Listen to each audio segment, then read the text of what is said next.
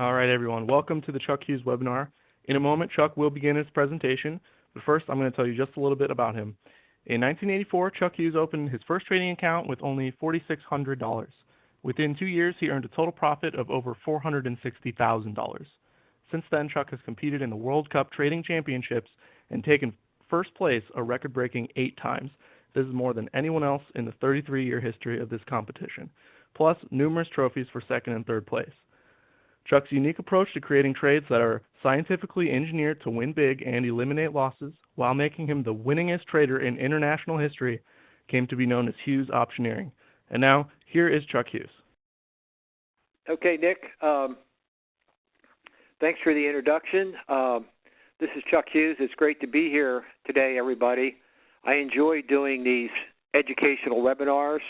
I actually have learned a lot over the years from questions that were asked at my webinars and seminars. So I learned also giving these presentations. So I'm glad to be here today, and I want to talk about trading weekly options today. Today we're going to look at 2 weekly option strategies, the option purchase strategy and the weekly option income strategy. And at the end, I'd be glad to have the Q&A session with any questions you may have. And I wanted to show the current trade results for these 2 strategies. So what I did is I included snapshots of my 2 brokerage accounts, and currently, as of today, have $471,000 in open trade profits trading the strategies. And over the past 10 years, we've also collected over $9.9 million from selling option premium from the option income strategy that we'll take a look at after the option purchase. So those are current real-time results for the strategies that we're going to look at today. And some of the advantages of weekly options is they expire every Friday. So you have plenty of trading opportunities throughout the year with weekly options as opposed to monthly options. Because they expire every Friday, you have 52 opportunities each year to trade. So this gives you plenty of trading activity. And what we do, and we've been doing this for many years, is we roll over our weekly options, whether it's an option purchase or a covered call. We roll that over and roll over the profits from the closeout trade into the following week trade. And for most of our positions, our cost basis is close to 0 or below 0 because we've collected enough profits to cover all the costs of the new trade coming up. So that's a big part of our program. We roll over. That way we can reduce our risk and compound our returns and reduce our risk to a minimal amount. And one of the other benefits of weekly options is you can start out small. And I'm going to show you an actual portfolio of weekly options, and the total investment was $270 for the whole portfolio. So you can start out small with weekly options. So the 2 overall goals for the strategies we're looking at today is price appreciation and profits with weekly option purchases, and then generating income from the sale of option premium with weekly covered calls. Let's look at the option purchase strategy first, and let's just talk about the risk in general with trading options before we get started here. Options are leveraged, and they provide more profit potential compared to stock investing, but that leverage also incurs more risk.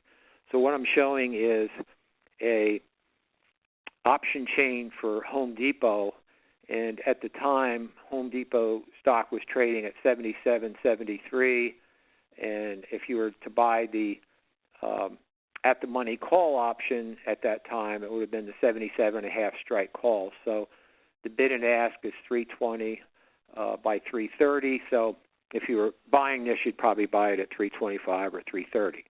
So let's just look at the risk of buying the 77.5 strike call at 325 and Home Depot stock trading at 77.73. So what I'm displaying now is our call option purchase calculator, and the Hughes optioneering team has developed 6 different option calculators that we use for our option strategies, and they allow us to determine the profit loss potential for a trade before we take the trade. And the calculators are based on various price changes in the underlying stock at option expiration, in this case from a 10% increase in the stock to a 20% decrease in the stock. So this will calculate the profit potential for this call option purchase. And we can see if Home Depot stock is flat at 77.73 at option expiration, we're going to incur a 92% loss on our option. And if the stock is down at all at option expiration, then we'll have a 100% loss.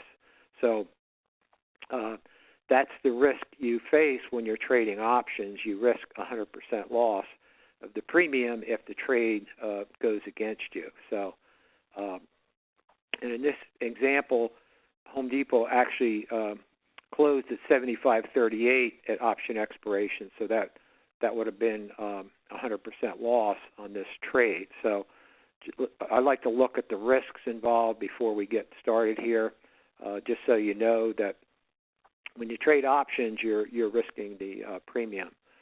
So option trades can result in 100% loss, and the goal of Prime Trade Select is to avoid those large losses, which can knock you out of the game. This is a snapshot I took today. This is the VIX index over the past year. Of course, that's the fear gauge, the VIX volatility, and you can see that every one of these spikes in the VIX was a market sell-off. So when you're trading options and your timing is bad and you hit one of these sell-offs, then you could easily lose 100% of your premium. So our goal is to avoid those large losses. So I've been investing in options for 30 years. I started out trading options with a $4,600 trading account, and in my first 2 years of trading, I had over $460,000 in profits, which is more than I made the previous 6 years as an airline pilot. And these are just tax returns from those first 2 years of trading, showing that $460,000 in profit. So I started out small trading options and have done very well since then. So we use what we call Prime Trade Select to select option trades with a high probability of success. So it's a 3-step process for selecting options. First, we want to determine the price trend of a stock. Step 2 is we want to confirm that price trend. And then step 3 is we want to select a low-risk entry point using the Keltner channels. And we purchase call options on stocks on a Prime Trade Select buy signal, and we purchase put options on stocks that are on a Prime Trade Select sell signal. And Prime Trade Select works in both bull and bear markets and was very profitable during the last 2 bear markets. So in 2008 and 2001, 2002, we had short positions using Prime Trade Select to select bearish positions, and we did very well during those bear markets. So it works in both bull and bear markets. It's a simple trend following system, and it just follows the trend. So Prime Trade Select step 1 is we use a simple trend following system to determine the price trend, and as I mentioned, these trend following systems did get bearish during the last 2 bear markets, and we were profitable. And with trend following, the goal is to quantitatively measure the buying and selling pressure of a stock. And if we're trend followers, it allows us to follow the trend instead of trying to predict the trend. And we like to use a system instead of emotional decision making. And I've been using the trend following successfully for more than 30 years now. And we use an EMA trend following system, and we use the 50-day exponential moving average in relation to the 100-day exponential moving average to determine if a stock is on a buy or a sell signal. So if the 50-day EMA, which is the shorter term, is above the 100-day EMA, then that stock's on a buy signal. And if the 50-day EMA is below the 100-day EMA, then that stock is on a sell signal. Here's an example of a Prime Trade Select buy signal. This is for the Dow Jones Internet Index Fund, symbol FDN, and this displays the daily price chart of FDN ETF, and the daily price movement are these vertical black and red lines here, and then the blue line is the 50-day EMA, the red line is the 100-day EMA, so we can see the 50-day EMA is above the 100-day EMA, so FDN is on a buy signal. And as long as the blue line remains above the red line, which is the 100-day EMA, then that stock is on a buy signal, and it remains on a buy signal until this 50-day EMA blue line crosses below the red line, and then the stock is on a sell signal. And this FDN is a great way to trade the FANG stocks. And as a matter of fact, today I did an FDN trade. We rolled over from our December FDN option to February. So we went 2 months out on FDN, and now FDN's trading at about 108. So I actually made a trade today in FDN, and we continue to hold that. That's a good way to trade the FANG stocks in an ETF. Okay, step 2 is we want to confirm the price trend, and on any given day there can be hundreds of stocks that are on a buy signal. So we like to confirm the price trend and narrow down that number of stocks on a buy signal, and we use what's called on-balance volume to confirm the buy signal. And on-balance volume measures volume flow with a single easy-to-read line, and volume flow precedes price movement and helps sustain the price trend. So if we see a positive volume flow in the stock, that helps maintain the price trend. And the way the on-balance volume line is calculated is when a stock closes up for the day, volume is added to the line, and when a stock closes down for the day, volume is subtracted from the line, and the cumulative total of these additions and subtractions form the OBV line. And here's an example. This is for FDN again. The top chart here is the daily price chart, the 50-day, 100-day EMA. And then below here is the on-balance volume line. And with the on-balance volume line, we simply want to see that line sloping up. And that means the volume flow is positive, and that can help sustain the price trend. So that confirms the price uptrend. And we also use another confirmation indicator is the new 52-week high list. And stocks that are making a new 52-week high, they're in a very powerful uptrend, and they tend to continue their price uptrend. So we like to look at stocks that are making new 52-week highs, and we discovered through experience that stocks that are making a new 52-week high, they tend to continue that price uptrend, and it confirms the price uptrend with the 50-day exponential moving average and the on-balance volume. So that allows us to further narrow down that list And actually, the new 52-week high list is a great way to start your search and your buy list for stocks. You just look at stocks that are making a new 52-week high. We write those down, we create a list, and then we follow those for our trading. So the stocks that are included in new 52-week high list represent the very best profit opportunities, and the stock will not make that new 52-week high unless it's in a very powerful price uptrend. So that's a good place to start your search. And then Prime Trade Select Step 3 is we want to select a low-risk entry point using the Keltner channels. And the Keltner channels act as overbought, oversold indicators. They're similar to the Bollinger Bands, and there's 3 channels. The upper channel is this upper blue line right here. The middle channel is the dotted line in the middle, and then we have the lower channel. And they act as overbought, oversold indicators. And when the stock price is up near this upper channel, that means it's getting overbought.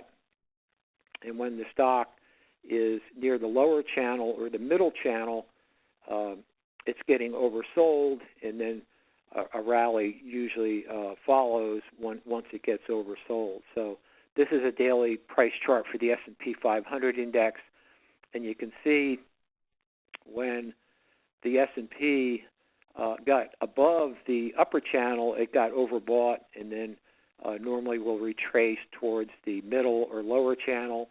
So here's a overbought, retraced, and then when it gets down here, it's oversold, and we can see there was a rally from the oversold. It became overbought again, sold off again, became oversold, rallied.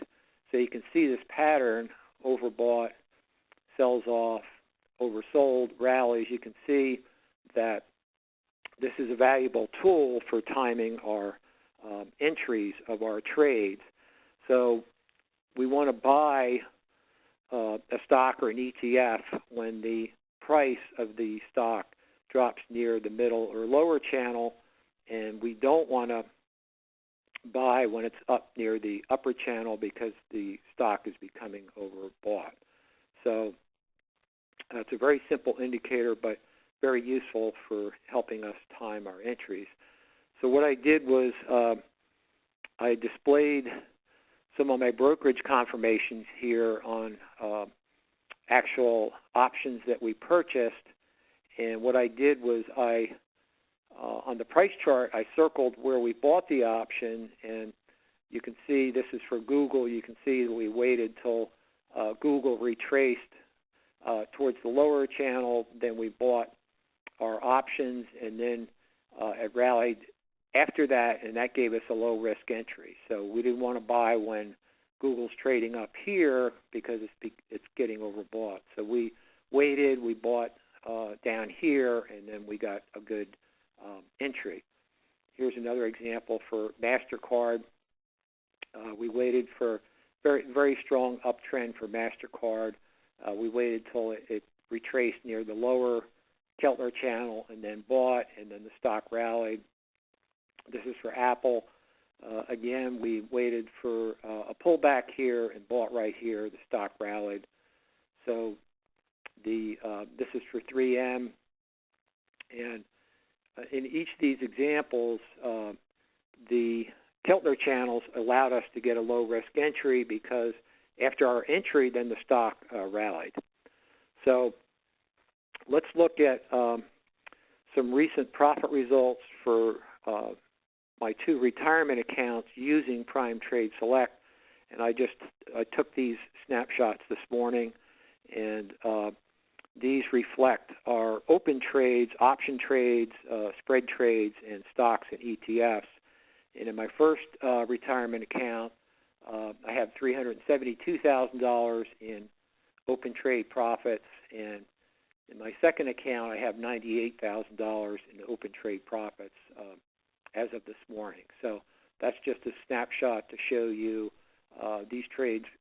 We use Prime Trade Select to enter these trades, so that's the current profit results for Prime Trade Select. So now let's look at some weekly option purchase examples.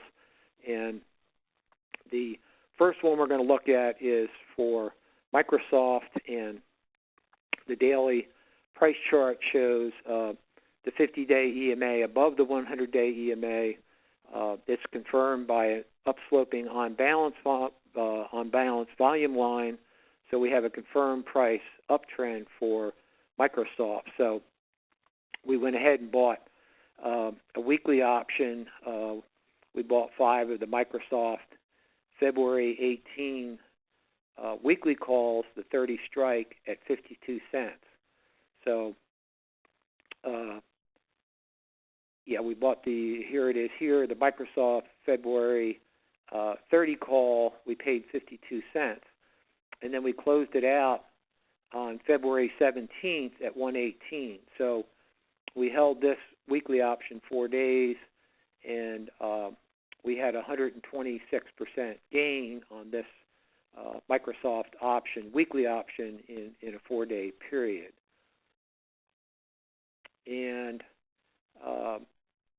over that same 4-day period, we had a 126% return for the weekly option, and the Microsoft stock increased 3.2% over that 4-day period compared to 126% return for the option. So you can see the options give you a much higher return, and this particular option trade gave us 39-to-1 leverage compared to the stock trade.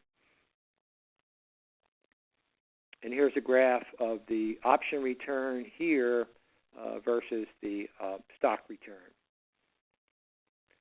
Here's another example. This is for Home Depot, and we can see the 50-day EMA line above the 100-day EMA line. Home Depot was making a new 52-week high, and that was also confirmed by the on-balance volume line sloping up.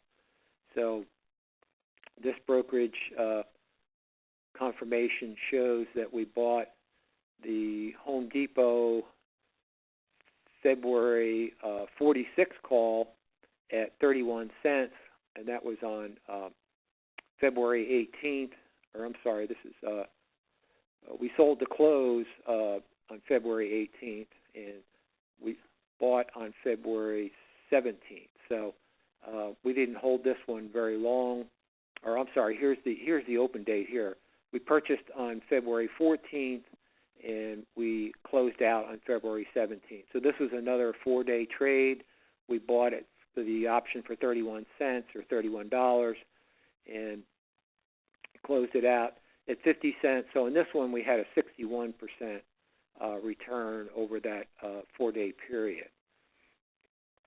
And this is an example of a portfolio of 5 options that we purchased on February 14th and sold on February 17th. And if you were to trade one contract, the average cost per option was $54. So if you're trading a portfolio of 5 options and one contract for each option, the total cost for those 5 options was $270. And when we closed these out 4 days later, we had an average return for the week of 82.7%. So total portfolio cost $270, and average return for the week was 82%. Here's another example. This week we had these were opened on February 24th and closed out on March 2nd. So this portfolio would cost, if you purchased one contract, it would have been $236 to purchase this portfolio of 4 options. And that 1 week return, the average return was 83.6%. So you can see you can start out small with these weekly options to get started. And what we do on Friday is we roll over the expiring options, and we normally use spread orders to roll over that expiring option. And when you use a spread order, that allows you to reduce your transaction costs. So you save on the commission, and then you can also save on the bid-ask spread when you enter it as a spread order, use a limit order, and you can save on the bid-ask spread transaction cost. And also when you roll over, the profit on the expiring option allows us to purchase more options and compound our return. So we keep rolling over. If the stock is on a prime trade select buy signal, we'll roll over our profits, and that allows us to reduce the cost basis of the new option. So in this particular rollover, I sold to close the February 24th weekly call, bought to open the March 2nd call, and the March 2nd call actually I got to, by rolling over the profit on the February 24th call, that covered the cost of the March 2nd call, so I had no risk at that point because the profit exceeded the cost of the March 2nd purchase. So at that point, I had no risk. Now we make weekly option purchase recommendations on our weekly option advisory, and we send out an email and to close out the expiring option, weekly option, and to buy to open the new option, and all members get these trade signals for weekly option purchase. And I took a snapshot as of yesterday, and in our option portfolio we have both monthly and weekly options. And what I did here in red is I circled our weekly options, and you can see for 1, 2, 3, 4 of our weekly options, the profits have exceeded the cost basis of the new option. So we have no cost basis for 4 of our options, and we just continue to roll over the profits, and our option portfolio has a $93,000 open trade profit as of yesterday, average return of 484%. So the weekly option purchase is a good way to get started with a small account, and if you like a lot of action, you can do a lot of trading with weekly options, and you get an opportunity every week to trade. So that's a good way to get started with a small account, and you'll have plenty of opportunities throughout the year to profit. So let's talk about our second weekly option strategy, and that's our income strategy. And let's look at an actual trade. We'll look at the evolution of an actual trade that has the potential to collect a 207% cash payout. So let's take a look at that. We call our weekly income strategy the Guaranteed Automatic Now Income Program, and that can provide safe, dependable income that puts cash payments in your pocket every week without taking big risks. So I think GAIN will give you a totally different perspective on income investing. And the GAIN payouts that we receive each week when we sell a covered call, the premium we receive for selling a call option is in cash, and that cash is deposited directly into your brokerage account. So once that money hits your account, it's yours to keep, and you get to keep the cash payment for the sale of the call option no matter what the underlying stock does. So these automatic cash payments, we call this automatic income now, and what we do is we establish weekly covered calls, and then the cash payments for the sale of the call option for the covered call, we get cash payments that are credited to our brokerage account for the sale of the option premium.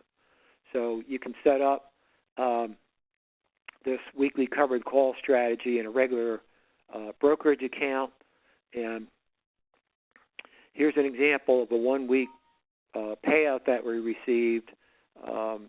And this particular week, we collected $16,978 in cash payouts, and we sold call options on these ETFs, and this was the actual cash payment that was credited to our brokerage account.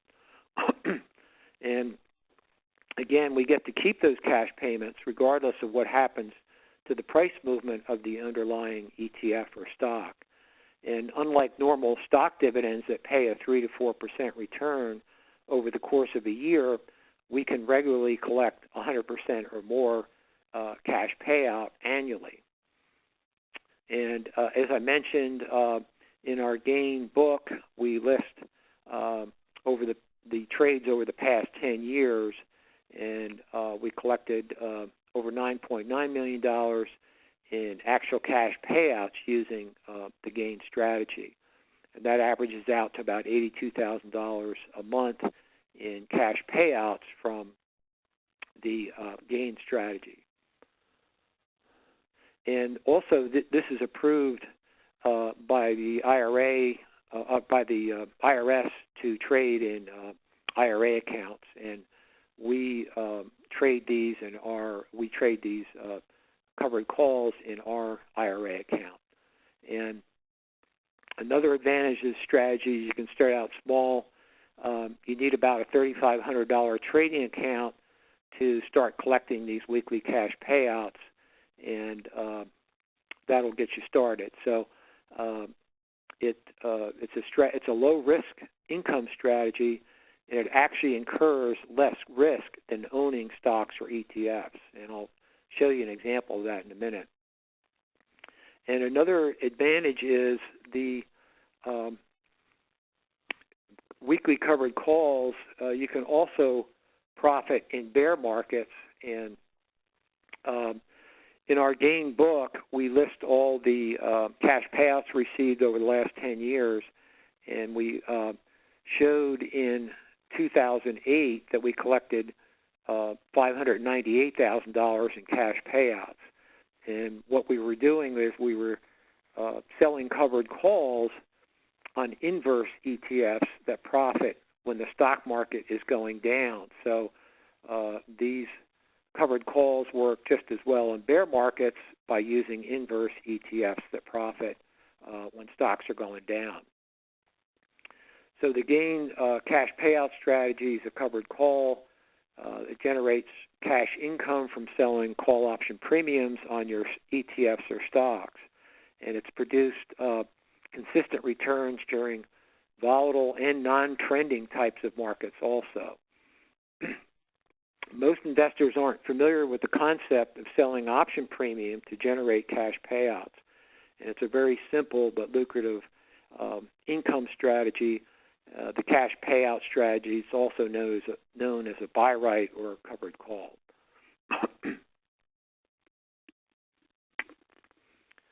So when you sell a call option, cash equal to the option price or premium is credited to your brokerage account. One option covers 100 shares of an ETF or stock. So if you sell a call option with a 2-point premium, you'll receive a $200 cash payout in your account before commission. For example, we own 1,000 shares of the small cap ETF symbol TNA, and we sell 10 call options weekly to generate income. So let's take a look at what this looks like here. And our brokerage account transaction report shows that on August 26th, we sold 10 of the TNA 75 strike call options at 3.20 points. So this option sale generated $3,200 in cash payments. So that's 10 times $320 equals a $3,200 cash payment. And after commission, that came out to $3,184.20. So we had a $15 commission, collected $3,200 in cash, and after the commission it was $31.84. And this shows the actual cash going into our brokerage account right here. So the sale of the 10 TNA 75 strike calls was covered by the ownership of 1,000 shares of TNA. So we owned 1,000 shares, and then we can each week we can sell 10 TNA call options. And unlike a traditional stock dividend, you don't have to own the stock on the dividend date to receive the quarterly dividend. You don't have to wait a year to receive a 3 or 4% annual dividend. We've been receiving up to a 3% cash payout every week selling these call options on ETFs and stocks that we own. And the strategy is easy to implement. You buy 100 shares of a stock or ETF and then sell to open one call option to initiate a covered call trade. Let's look at an example of a covered call trade we implemented.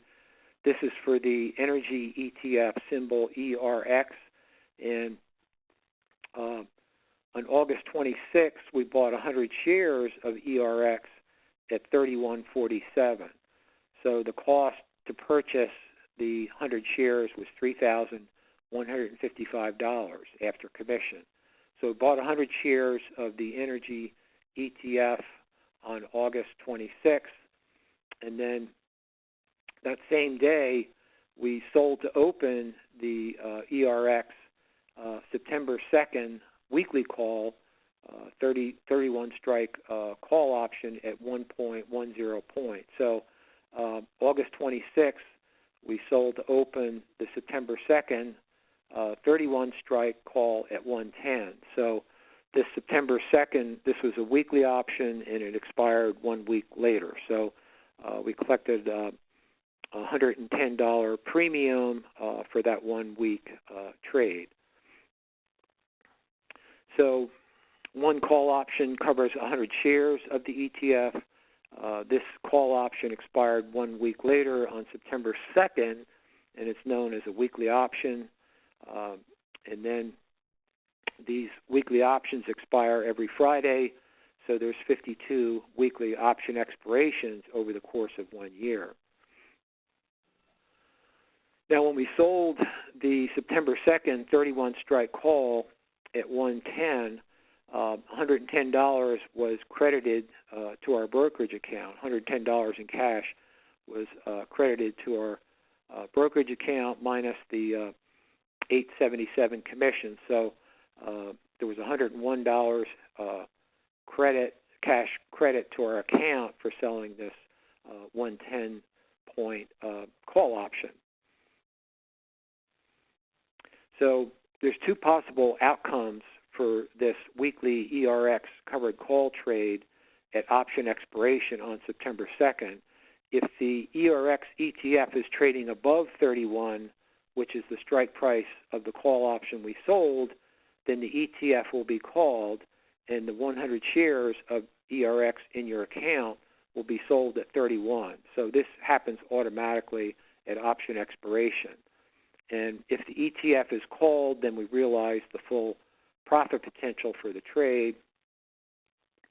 The other possibility is if the ERX ETF is trading below 31, then the shares of the ETF will not be sold, and we get to keep the 100 shares of the ETF in our account. And if the price of the ETF drops over that 1 week period, any loss on the price drop in the ETF will be reduced by the $110 in cash we receive for the sale of the call option. So we like to keep the shares of the ETF or stocks in our trading account so that we can collect a cash payout every week. So what we do each week is we roll over the expiring call option at expiration, and that can help prevent being called out. So what we do is each Friday we simply close out the expiring call option, and then we sell a new call option for the following week. So we like to just keep the shares of the ETF or stock in our account, and we can do that by rolling over. So in this example, we'd roll over by closing out the September 2nd call option, the 31 strike call option. So we would buy to close the September 2nd 31 strike call option. We close that out, and then we sell to open the call that expires 1 week later. So here's an example. We closed out the September 2nd call, and then we sold to open the September 9th call, which expired 1 week later, and we got a $165 premium on this, $165. After commission, that was $156 in cash went into our account for selling the 30 strike call that expired 1 week later. So we roll these over, and we get to keep the 100 shares of ERX in our account. And then on September 9th, we would close out the September 9th option, and then we'd sell to open the September 16th option. And in this case, we sold to open the September 16th 32 strike call. So we just keep rolling these over each week and collecting the premiums, and this allows us to collect up to 52 premiums per year with weekly options. Now, if you forget to roll over the expiring option and it gets called, your stock gets called, it's not a big deal. You just simply buy 100 shares of the ETF and then sell to open a weekly call option to reestablish your covered call. So if you forget to close it out, the ETF will be called or the stock will be called, and then you can just reestablish it by buying 100 shares and selling a weekly call option. So let's look at these. These are rollovers for the ERX. We rolled over to the September 9th and then the September 16th. So these are just the examples of the actual trades. We rolled over to the September 23rd weekly option, September 30th, October 7th, October 14th. So we just kept rolling this over, October 21st, October 28th, November 4th, November 11th. So we kept rolling that over, and we over that 10-week period, we collected $1,264 in cash payouts. So that averages out to about $126 a week in cash payouts. And over the course of a year, if we get a similar premium each week, then we have the potential to collect $6,552 in cash payouts over the course of the year. And remember, our initial investment was $3,156. So you can see you have the potential to collect $6,552 in cash payouts on your original cost of $3,156. So that would represent a 207% cash payout on your original $3,156 investment to purchase the 100 shares of the ERX ETF. So you can see over the course of a year you can collect a lot of premium for this $3,156 initial investment. So if you can collect a 207% cash payout, a lot can go wrong and you can still be a successful trader. The ETF could decline sharply and you'd still profit. You could have bad timing when you enter the trade and still profit. And you can profit if the ETF goes up, down, or is flat. So, and you can also profit during volatile price moves in the stock market. And you can quickly compound your returns by reinvesting your cash income. So, you know, that's $6,500 in cash income. If you keep rolling that over, you can buy another 100 shares of the ETF and compound your returns by trading additional covered calls. So let's talk about trade management real quick for these covered calls. And we use what is known as an option spread order to roll over these weekly covered calls, and the option spread order closes out the expiring option and sells to open the new option, and that allows you to keep the shares of the ETF or stock in your brokerage account. Here's an example of an actual rollover call we entered, and we owned, we were short the February 24th weekly call, 44 strike weekly call. So on the rollover, we buy to close the February 24th weekly call, and then we sell to open the March 2nd weekly call, which expired 1 week later. So here's an example of an actual spread trade we used to roll over a weekly covered call. So we're closing out the February 24th 44 strike call, selling to open the March 2nd 44 strike call. So as I mentioned before, when we use these spread orders, that helps reduce your commission costs and the bid-ask spread transaction costs, and allows you to keep the ETFs in your account, and you can roll over that cash each week and then eventually start compounding your returns. Here's another example.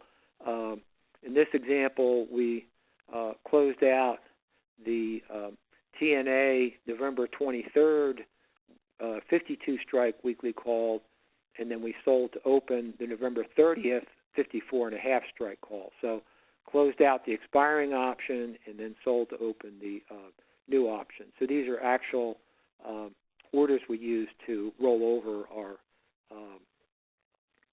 weekly covered calls.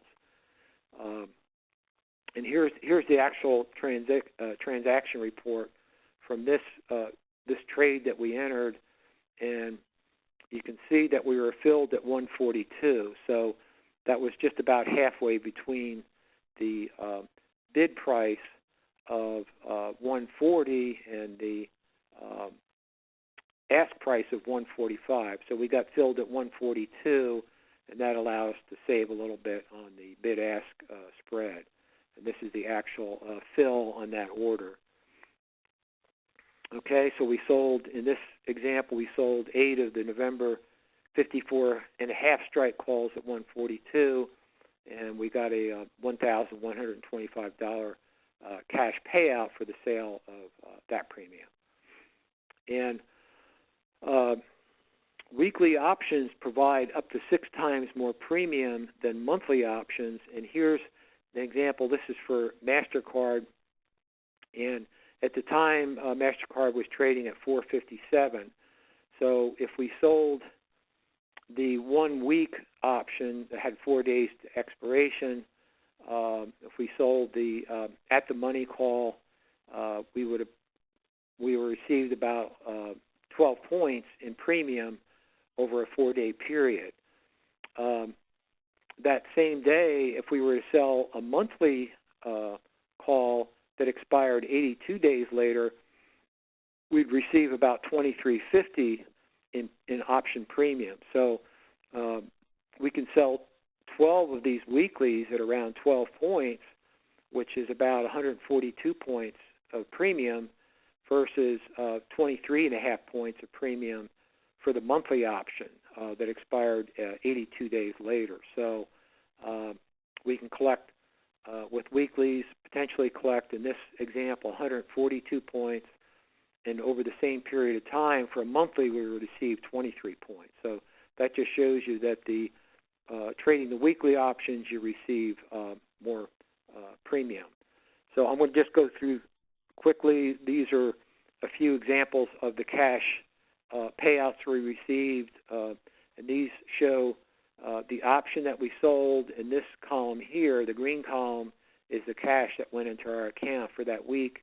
This week we sold $17,749 in weekly premiums. This week we sold $16,000. So these are just examples over different time periods. We sold $10,735 in cash payouts that week. This week we sold $19,530 in premium. So as I mentioned earlier, over the last 10 years, we added up all these premiums we received over the last 10 years, and that came out to $9.9 million. And as I mentioned earlier, covered calls actually incur less risk than owning stocks or ETFs. And let's look at an example. This is an actual covered call trade, and we bought 1,500 shares of Mosaic stock. That's an agricultural stock.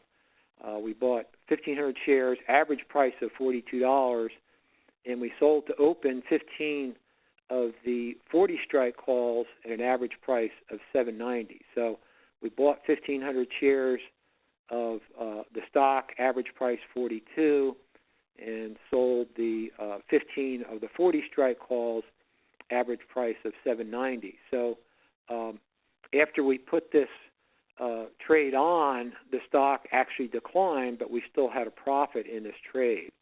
And we received $11,850 in cash payouts. So that's 15 contracts times $7.90. So we received $11,800 in cash payouts, which provides downside protection.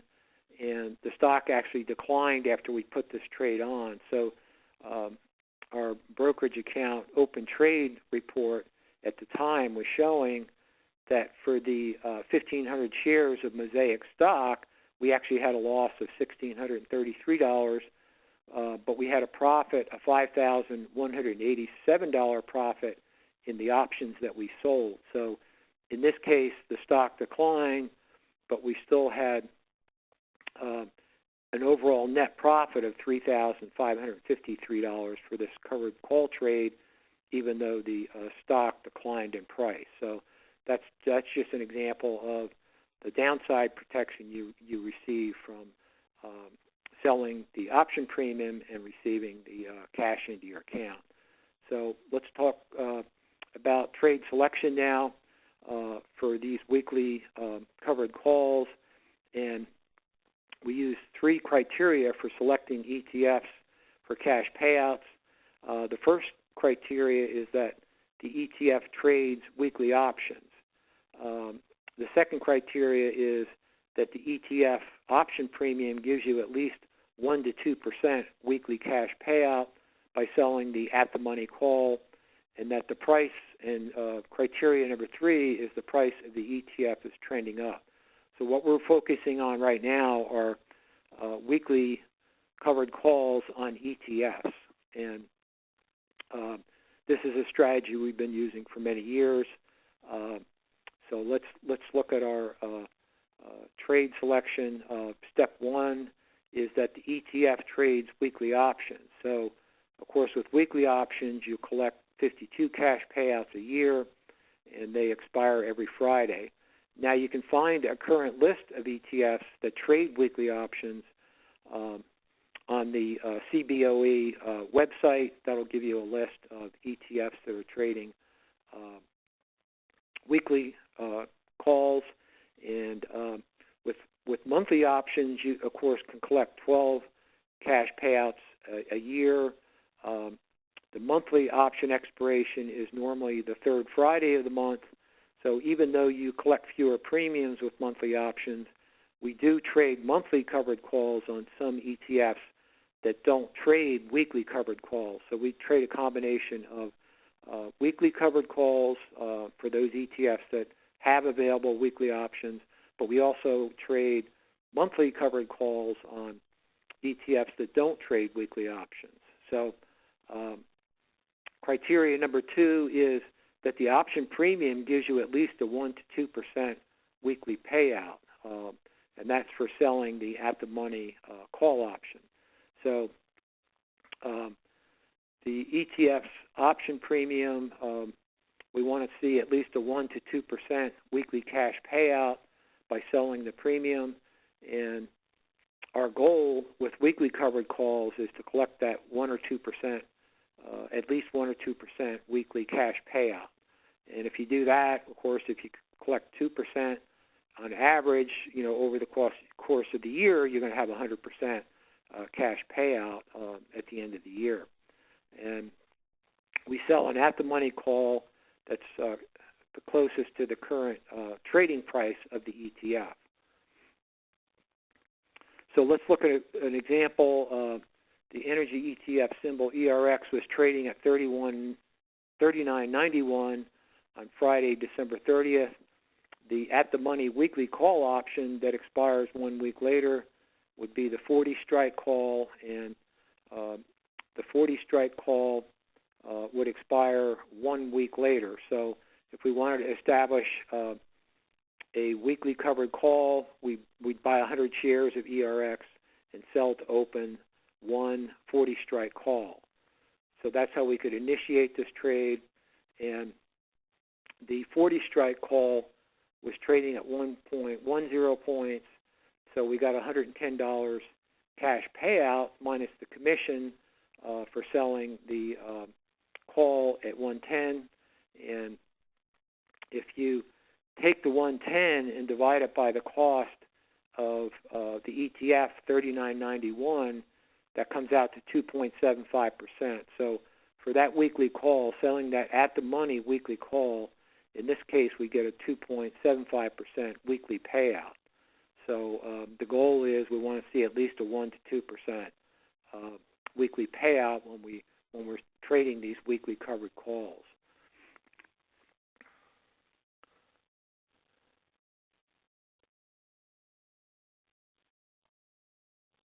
So on January 6th, the 40 strike call could be rolled over, and we would close out the 40 strike call and then sell to open the January 13th at the money call, and that would we would collect another weekly cash payout, and we would keep the ERX shares in our brokerage account. So to roll over this weekly covered call, we'd buy to close the January 6th 40 strike call, and we'd sell to open the January 13th at the money call. So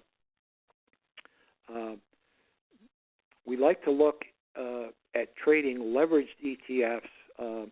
The ERX ETF is a leveraged ETF, and it holds a basket of energy-related stocks, and it's a 3 times leveraged ETF. So the ERX seeks daily investment results before fees and expenses of 300% of the performance of the Energy Select Sector Index. So the leveraged ETFs move 3 times in relation to the underlying sector index. So the ERX would be an example of a leveraged ETF, and if the energy sector is up 1% for the day, then the ERX would be up 3% for the day if the ERX beats its investment goals. And conversely, if the energy sector is down 1%, then the ERX would decline 3% if it meets its goal. So the ERX is a leveraged ETF, and because of that leverage, these leveraged ETFs incur more risk than non-leveraged ETFs, but they have very rich option premiums with bigger cash payouts. So through our experience, we prefer to trade these leveraged ETFs. We collect more premium. They are more risk, but we collect more premium, and that collecting the more premium outweighs that extra risk associated with leveraged ETFs. So we like to use leveraged ETFs, and that allows us to meet that objective of at least a 1 to 2% weekly cash payout. And then the third criteria for selecting weekly covered calls is the price of the ETF is trending up. So that's our third criteria. And the covered call strategy in general is a neutral to slightly bullish strategy. So we realize the full profit potential for the covered call trade when the stock closes at or above the strike price of the at-the-money call option, so at expiration. So if we sell an at-the-money call, all we're looking for the stock to do is just close at that strike price. So it doesn't. We don't need a big up move in the stock for the covered call trade to be profitable. So we're just simply looking for ETFs that are in a price uptrend, and we avoid ETFs that are in a price downtrend when we enter these weekly ETF covered calls. The downward price movement of an ETF in a price downtrend can exceed the cash payout you received for selling the call option. So we found it's just simply easier to just focus on the ETFs that are in a price uptrend. There's plenty of those available, and that reduces the risk of the price decline of the underlying ETF exceeding those weekly cash payouts we receive. So we simply want to see that the ETF is in a price uptrend, and for that, we just looked at the 1-month price of the ETF in relation to its 10-month simple moving average. So we want to see that 1-month price above the simple moving average. Then we know that the ETF is in an uptrend, and we'll just simply focus on ETFs that are in a price uptrend. So again, we look to only trade these covered calls if the 1-month price of the ETF is above its 10-month simple moving average. Then the ETF is in a price uptrend, and we simply avoid those ETFs if the 1-month price is below the 10-month simple moving average. A very simple trend indicator. We just want to make sure the ETF is trending up before we initiate a covered call trade. So this is a price chart of the triple Qs. That's the leveraged NASDAQ index. This red and black line here is the monthly price of the ETF, and this blue line here is the 10-month simple moving average. So if we're going to initiate a covered call for the triple Qs, we want to just check this monthly price in relation to the 10-month simple moving average.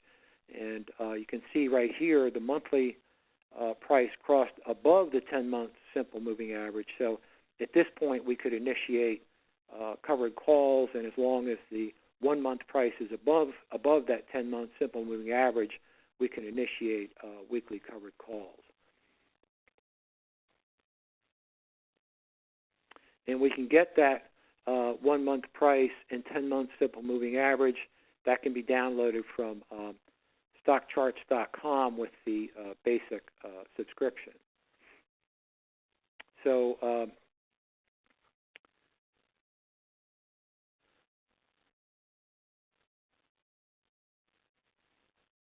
now, one of the advantages of these weekly covered calls with ETFs is that during a bear market, you can trade covered calls on bearish ETFs. Now, the bearish ETFs increase in value as the underlying basket of stocks decline in price. And, for example, the 3 times bearish energy ETF is symbol ERY. So they also have, in addition to having the 3 times bullish energy ETF, they have the 3 times bearish energy ETF, and that seeks daily investment results before fees and expenses of 300% of the inverse of the performance of the Energy Select Sector Index. So you can also trade these bearish ETFs in bear markets, and in a bear market, you could trade covered calls on ERY and other stock ETFs, which would be in a price uptrend because they move inverse to the underlying sector. So you don't have this flexibility when you're doing stock covered calls, but with ETFs, you have this flexibility during bear markets to trade covered calls on bearish ETFs. And as I mentioned earlier, during the severe 2008 bear market, we collected $598,000 in cash payouts on bearish ETFs that were in a price uptrend. So we profited during the bear market. This is just a snapshot, a price chart of the short S&P 500 index, and this was in 2008. You can see that the short ETF was in a bull move here because it was inverse to the S&P. So this would give us a signal that we could initiate bearish covered calls when this 1-month price was above the 10-month simple moving average.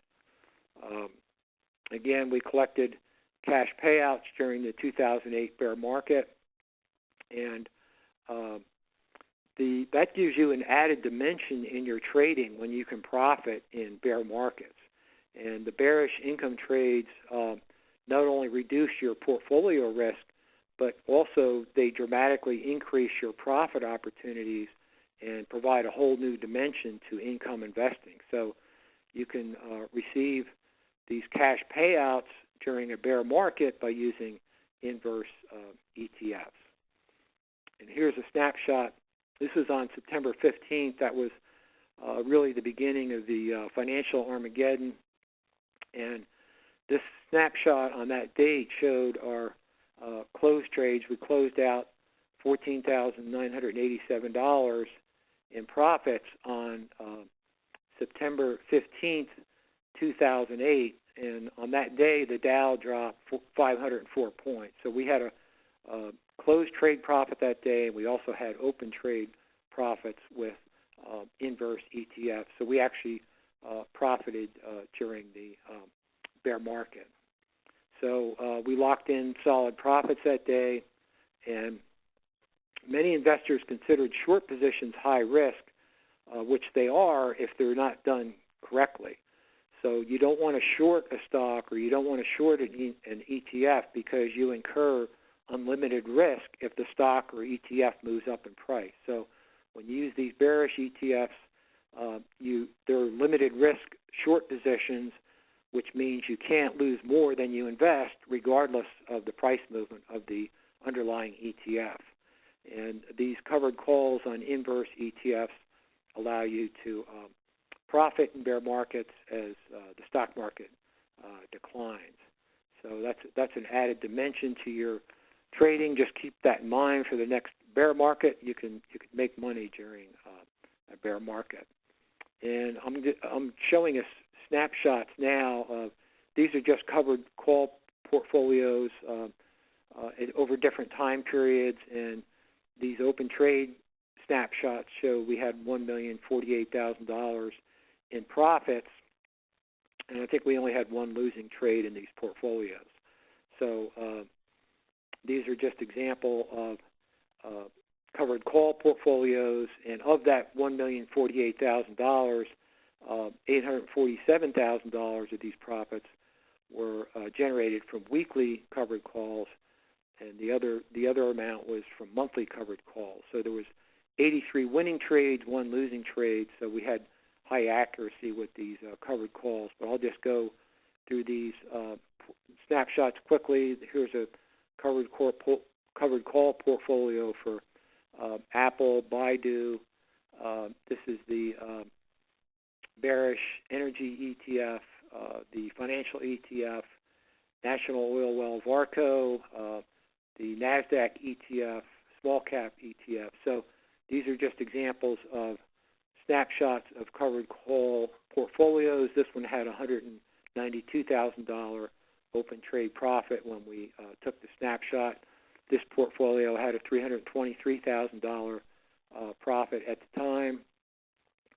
So these are just examples of our covered call portfolios over different time frames. Okay, so we also make recommendations for weekly covered calls through our weekly option advisory.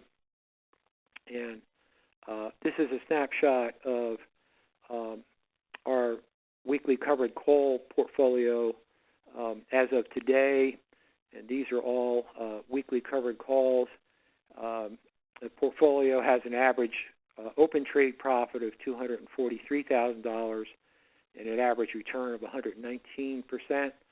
We also have a small account weekly option portfolio that has a $229,000 open trade profit and 169% return. So these are just examples of our current weekly option advisory covered call portfolios.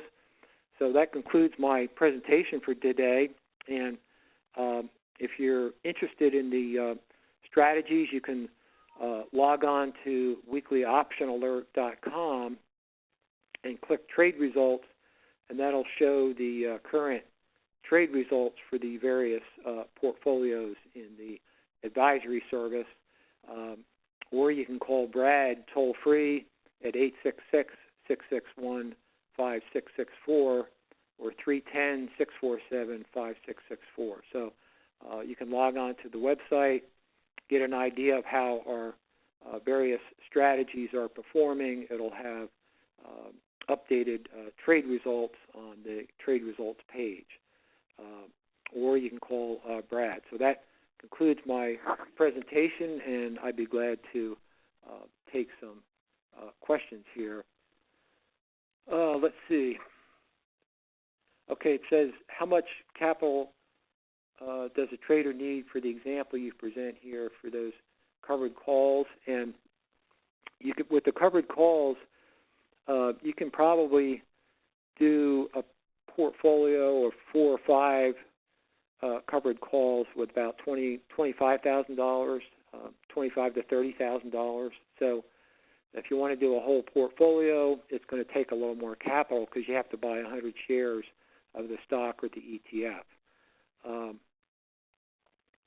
Okay, it says, does Chuck do at-the-money weekly call options or in-the-money? Now, for the option purchase, which is the first strategy we presented, we buy in-the-money call options. For the weekly covered calls, we sell to open the at-the-money call options. So those two strategies are different. The option purchase is in the money. The weekly covered call is we sell an at-the-money. Okay, let's see. Is it better? Here's a question. Is it better to let the stock be assigned if the stock goes down? Well, if the stock goes down and it's and at option expiration, if the stock is below the strike price, then nothing happens. You just get to keep your 100 shares of stock for a covered call. So if the stock goes down and it's below the strike price of the short call, then the short call just expires worthless, and you get to keep your 100 shares of stock in the account. If it's on option expiration, if the stock is trading above the strike price of the short call, and you want to keep that stock in your account, then of course at that point you would close out that short call and then sell to open a new call.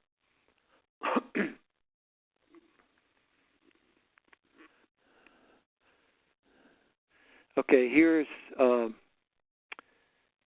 you use the gain strategy on short positions by selling puts against the short position? And in general, we never take short positions in a stock or an option. You never want to have a short position because you face unlimited risk if the underlying stock goes up in price. So we never take short positions.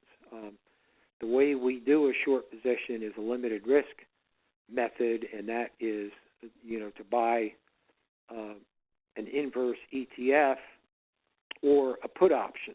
Both of those have limited risk, and you can't lose more than you invest. But if you're actually short a stock or you're short an option that's not covered, then you do have unlimited risk, and you can lose more money than you invested. So in general, we don't take short positions. Okay, here's a question. What do you do if the ETF is up 3 or 4% on expiration? That's a good question. If the ETF is trading above the strike price of the short call, then you want to close out that short call, keep your stock, and then sell to open the new option.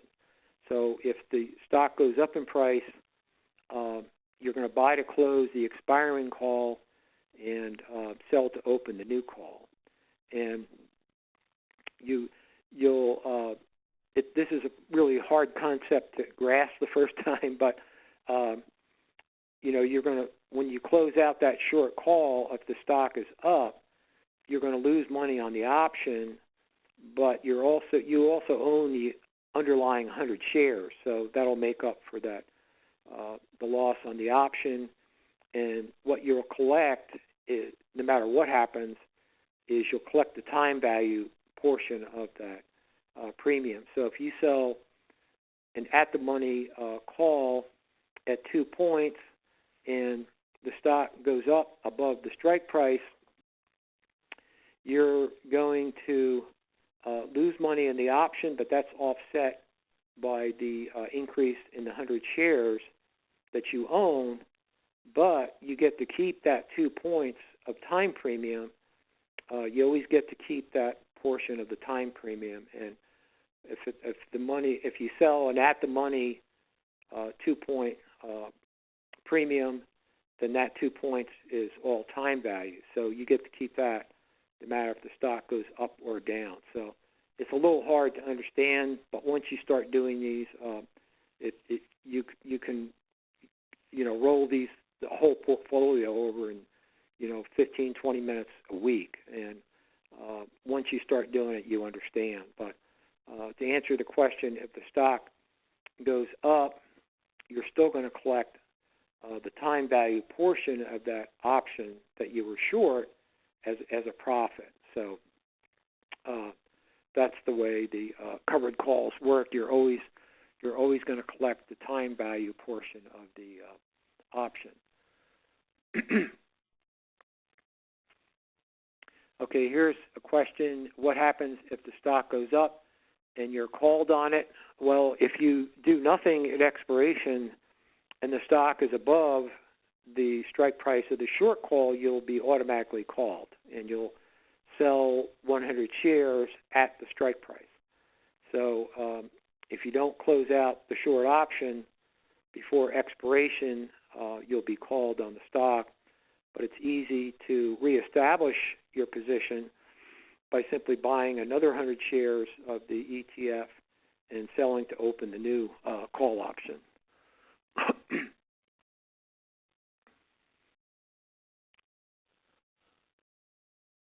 Okay, let's see. Okay.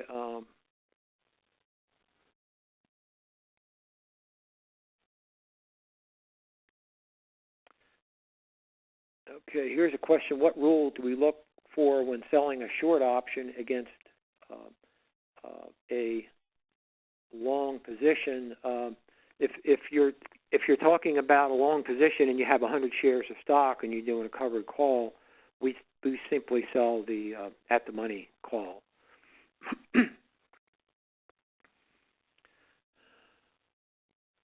Okay, here's one. Can one find 1 to 2% returning covered call ETFs with strong bullish ETFs? Yes, with the we found that with the leveraged ETFs that you can get that 1 or 2% a week in premium by selling the at-the-money call. So the leveraged ETFs can easily give us 1 to 2% time premium each week by selling the at-the-money call. Okay. So if the stock, let's see, these questions are jumping around here. Let's see.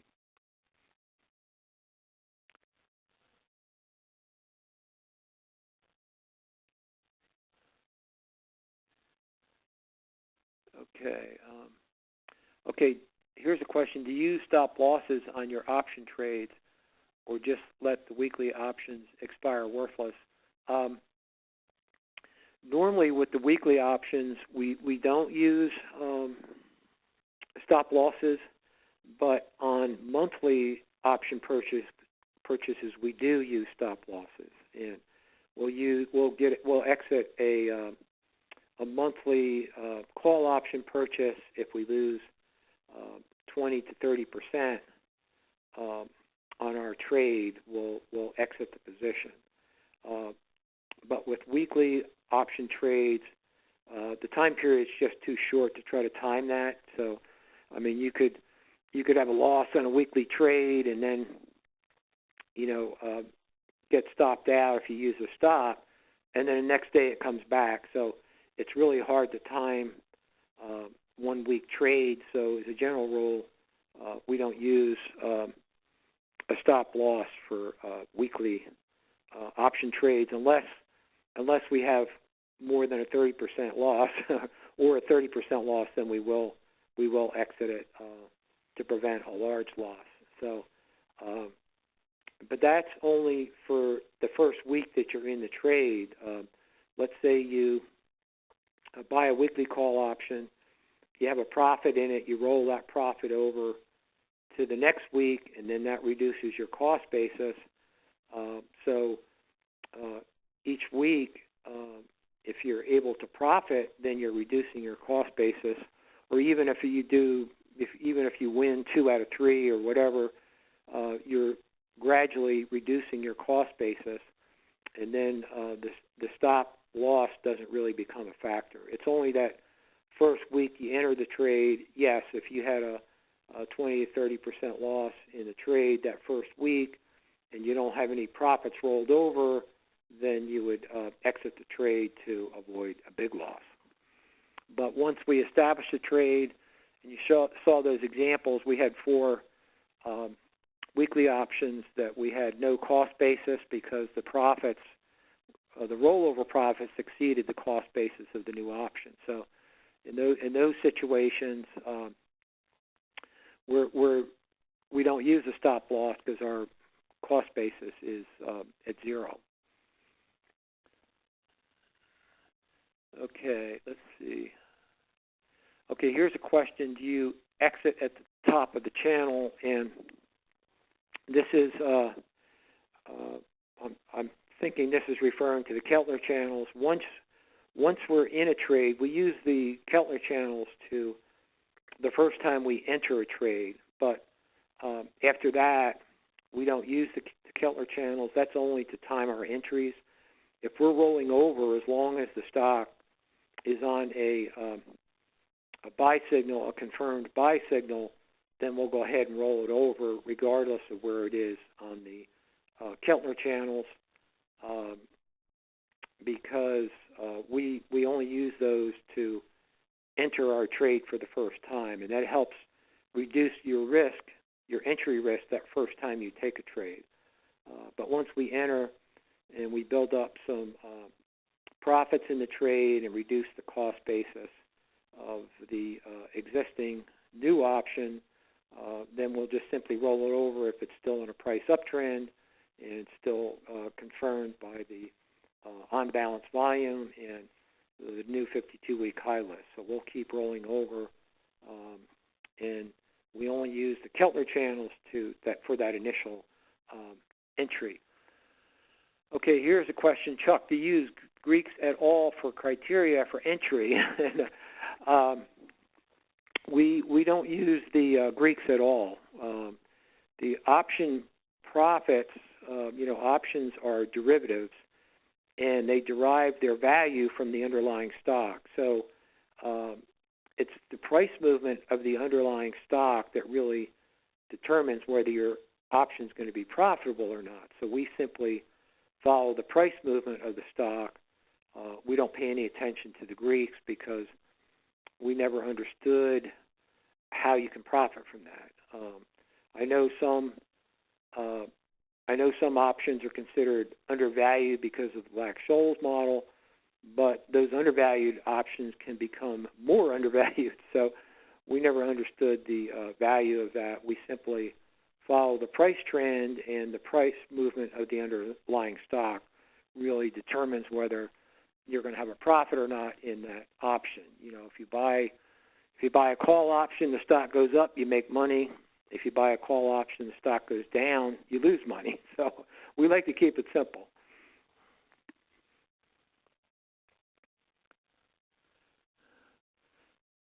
Okay, let's see what else we have here.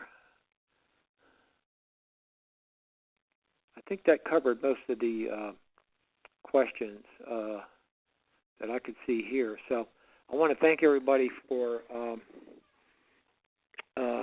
attending today. I enjoyed doing the webinar, and we'd be glad to answer any further questions if you contact our support phone number, and we'll be glad to answer any other questions. So that concludes the question and answer session for today. Thank you very much, Chuck. That was a lot of really great information, and I'm sure everyone really learned a lot today. Okay, all right, And great. Thanks for your help, see you at Nick, the next and one. we'll see you next time. Thanks, Chuck. All right, have a good day. You too.